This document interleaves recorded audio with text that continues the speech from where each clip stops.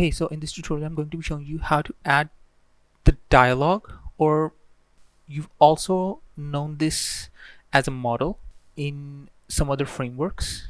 Okay, so I'm going to show you how to add this into your project. Okay, so let's get started.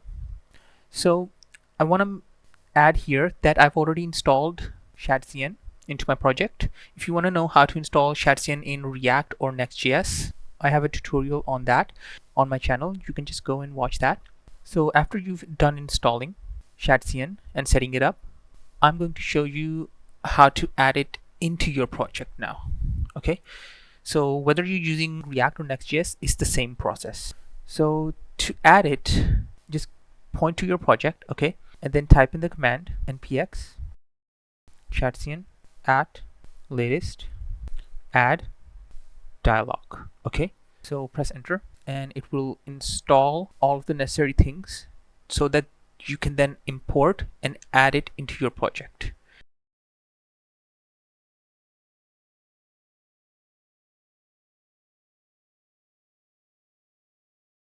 Okay, it's finished installing it. Okay, and you can confirm that by going into your components, then the UI folder, and you can see the dialog added. Okay, and now to add this into your project, what you do is first add in the dialog component, and you want to add this one, the add component / UI / dialog. Okay, and inside of this is what you will add to trigger the dialog to open, okay, as well as all of the content that the dialog will contain. Okay, so let me show you what I mean. I'm going to get the dialog trigger and I'll just make it into like a button.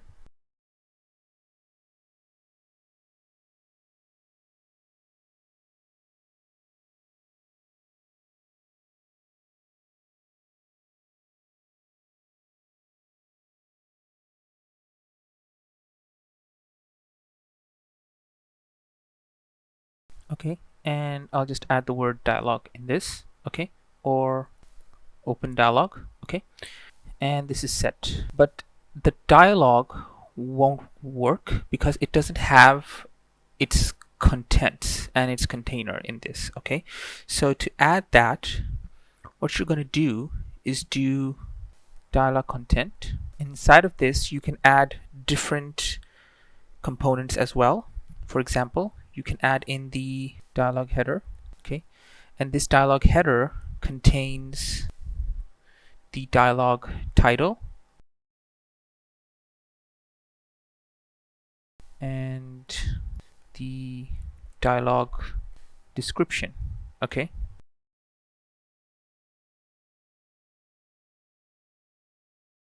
and here I'll just say something simple like title and dialog. Okay, or what it's called sometimes is a model, so you can do that. So I'm going to call it this, and under this you can just add whatever you want as well. Okay, for example, I will go to my cards component. Okay, and I'll just take this. Okay, and add that under here, and I'll save this. So let's see this.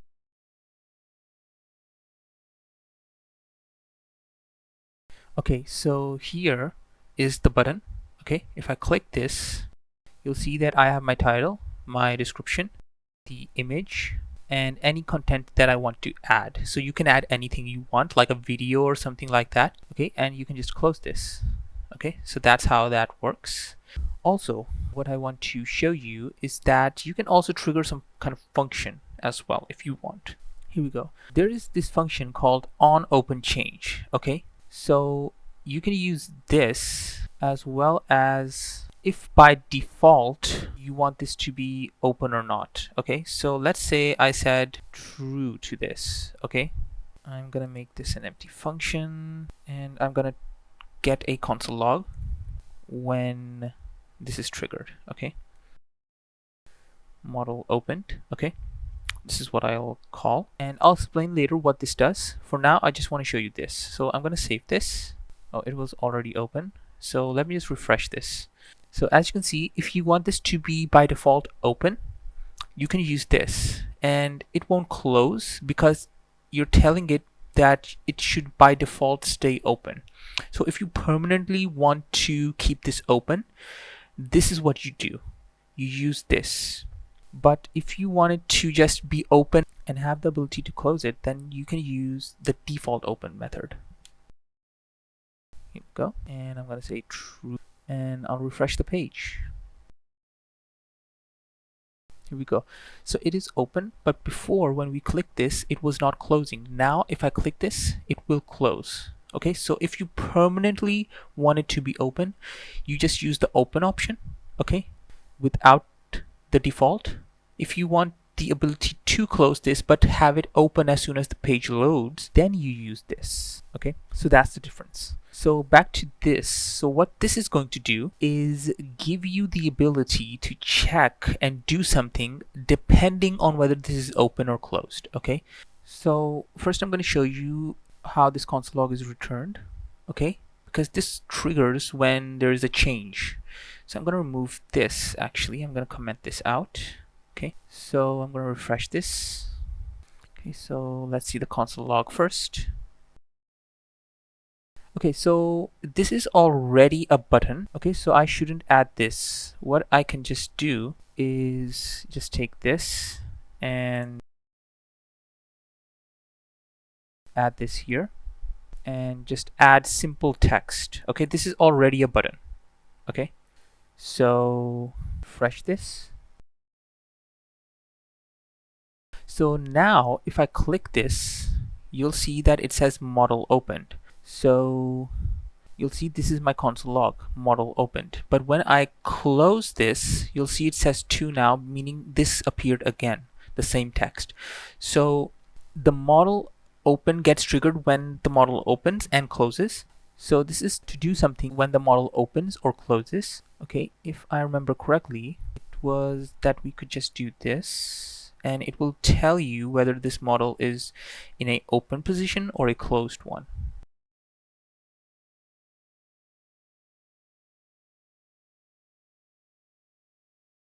Yeah, so it's true, meaning the model has opened, and it's false, meaning the model has closed. So it can give you that, and based on that, you can just put some kind of logic here to do an if-else statement to check something like that. If it is open, I want to do something.